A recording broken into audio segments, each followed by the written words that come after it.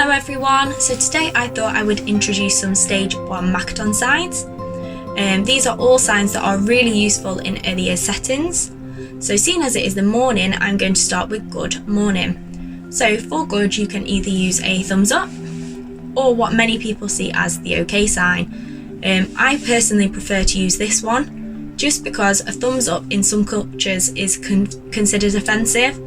So just to avoid upsetting anyone, I just prefer to use this. So good morning, you go across your chest.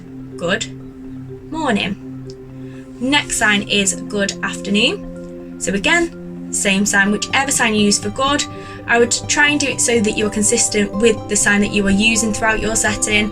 So kind of decide from the start which one you're going to use. So yeah, good afternoon. So for afternoon, you use 2 fingers. So good afternoon, and brush them away from your chin.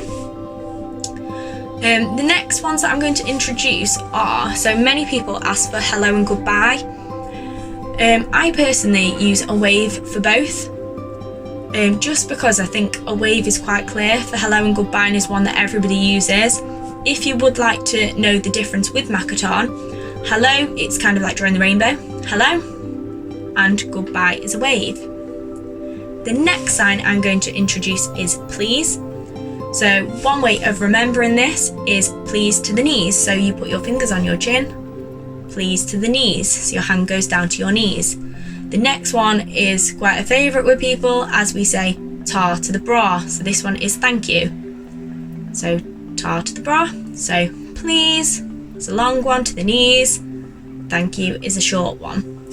The last sign I'm going to introduce is more.